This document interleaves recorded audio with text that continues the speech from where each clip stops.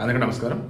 ఈరోజు ఐబొమ్మ రవికి సంబంధించి మన అడిషనల్ సిపి శ్రీనివాస్ గారు అనుకుంటా, ఆయన చెప్పింది నాకు సాటిస్ఫై, కరెక్ట్గా చెప్పాడు. ఆయన ట్విస్ట్ ఏంటంటే మన ఐబొమ్మ రవి అన్ని లీగల్గా చేశాడు, నాట్ ఇల్లీగల్.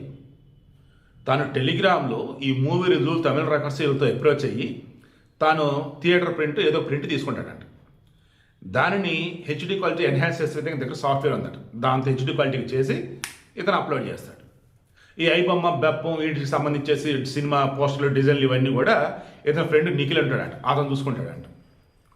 ఈ నిఖిల్కి ఐబొమ్మ రవి క్లోజ్ అనే విషయం పోలీసులకు తెలిసి ఈ నిఖిల్ త్రూ వచ్చేసి ఐబొమ్మ రవి మీద నిఘా పెట్టున్నారు. దానికి తోడు ఈ బప్పం వెబ్సైట్లు ఐబొమ్మ వెబ్సైట్లు ఇవన్నీ ఎలా ఏంటో చూస్తున్నప్పుడు ఈ డొమైన్లు ఎక్కడ తీసుకున్నాడు ఏంటన్నప్పుడు వాళ్ళ త్రూ నెంబర్లు దొరికితే వాళ్ళకి కాంటాక్ట్ అయినప్పుడు మెయిల్ ఐడి త్రూ వీళ్ళు మెయిల్ పెట్టి ఈ ఐబొమ్మ వాళ్ళు బెప్పం వాళ్ళు సినిమాలు పైరసీ చేసి అప్లోడ్ చేస్తున్నారు, సో వాళ్ళు చేస్తున్న ఇల్లీగల్, వాళ్ళ డీటెయిల్స్ మాకు ఇవ్వండి, ఇక నుంచి ఆపాలని చెప్పేసి మెయిల్ పెడితే ఆ మెయిల్ కాస్త ఐబొమ్మ రవికి డైరెక్ట్గా వెళ్ళిందట. అప్పుడు రవి వచ్చేసి అవునా, ఏం పెడుతున్నారు వాళ్ళు, ఎక్కడ పెడుతున్నారు, ఎలా పెడుతున్నారు, మీ దగ్గర ఉన్న ప్రూఫ్లు ఏంటి, మాకు డీటెయిల్స్ ఇవ్వండి అని చెప్పేసి రివర్స్లో అడిగి ఉన్నారట. ఎవరు? రవి అడిగాడు. ఎలా? ఆ డొమైన్ సంబంధించి ఎవరైతే ప్రొవైడ్ చేసిన వాళ్ళు ఉన్నారో వాళ్ళు ఓనరు లేదన్నప్పుడు మేనేజర్ లేదంటే సర్వీస్ కంపెనీ అనుకోవచ్చు, వాళ్ళు అన్నట్టు పోలీసులు అప్రోచ్ అయ్యారు. బట్ అది డైరెక్ట్గా మనోడి దగ్గరికి వచ్చింది. ఆ తర్వాత మనోడి రెస్పాండ్ అయిన విధానం చూసేసి వీళ్ళు రివర్స్లో గేమ్ మొదలెట్టి వస్తున్నారు. అసలు ఇతను ఇరాక్ క్వశ్చన్లు వేస్తున్నాడు ఏంటి, ఇతనే అతనా అని చెప్పేసి రివర్స్లో వెళ్తున్న మూమెంట్లోనే ఇతనే తెలిసింది.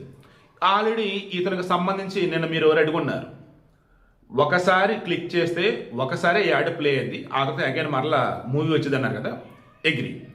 అయితే అలా 15 యాడ్లు తనకి ఉంటాయట. ఒకటి క్లిక్ చేస్తే ఒకసారి వచ్చింది, ఇంకోటి క్లిక్ చేస్తే ఇంకోటి అన్నట్టు, ఇలా రకరకాలుగా గేమింగ్లు ఆన్లైన్ బెట్టింగ్లు ఇలా వచ్చిన వాటి నుంచేస్తే అతను డబ్బులనే వచ్చాయట. దీనికి కానీ మరలా అతను సెపరేట్ ఇంకొక బ్లూ బెల్ సమ్ ఒకటి ఒక ఏజెన్సీ లాగా అనుకోవచ్చు, కన్సల్టెన్సీ లాగా అనుకోవచ్చు, అది పెట్టాడు. దానికి డబ్బులు వస్తూ ఉంటే ఈ గేమింగ్లు బెట్టింగ్ యాప్ల నుంచి ఆ డబ్బులు వచ్చి స్క్రిప్టోలాగా వస్తే దానిని ఇతను వచ్చేసి మరలా వేరే ఫామ్లోకి మార్చుకుంటూ ఉంటాడు. ఇలా వచ్చిన దానిని వచ్చినట్టుగా బ్రహ్మాండ ఖర్చు పెడుతుంటే హ్యాపీగా ఎంజాయ్ చేస్తూనే ఉంటాడు. ఆల్రెడీ ఇతని టీము కరేబియన్ ఐలాండ్స్లో ఉండనే ఉందంట. ఆ కరేబియన్ ఐలాండ్స్లో సభ్యత్వం తీసుకొని ఉన్నాడు, పౌరసత్వం. మిగతా దేశాల్లో హ్యాపీగా ఎంజాయ్ చేస్తూనే ఉంటాడు. మరలా వాళ్ళ ఆవి టాపిక్లో వచ్చేసి బూమరాంగ్ అవుతుందని చెప్పేసి ఇంకా ఆ టాపిక్ తీసుకురావట్లే.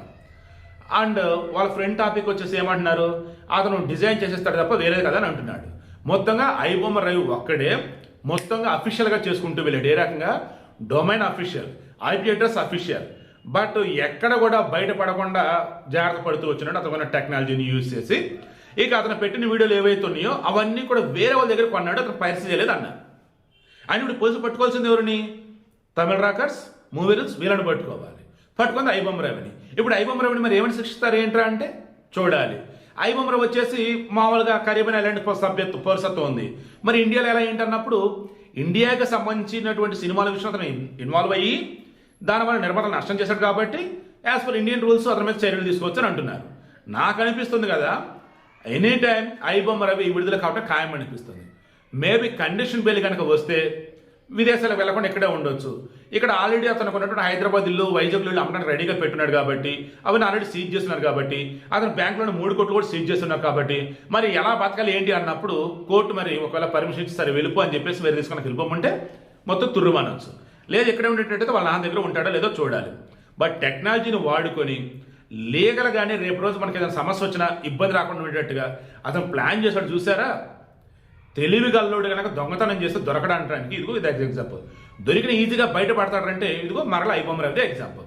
నేను పైరసీని ప్రోత్సహించట్లా, బట్ సినిమా టికెట్లు అడ్డదిడ్డంగా రేట్లు పెంచకండి. అండ్ థియేటర్లో వచ్చేసి దారుణంగా తినే వాటికి సంబంధించేసి రేట్లు పెట్టకండి.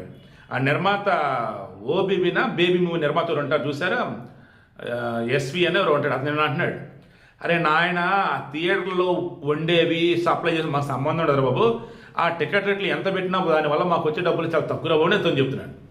సో ఓవరాల్గా థియేటర్ యాజమాన్యాలు, ఈ సినిమాకి సంబంధించిన ప్రొడ్యూసర్లు, భారీ రెమ్యూనరేషన్స్ ఉన్న డైరెక్టర్లు, హీరోలు వీళ్ళంతా కలగలికి కూర్చొని ఇక మీద సినిమా అంటే థియేటర్లో చూడాలి, ఎందుకంటే తక్కువ రేటు.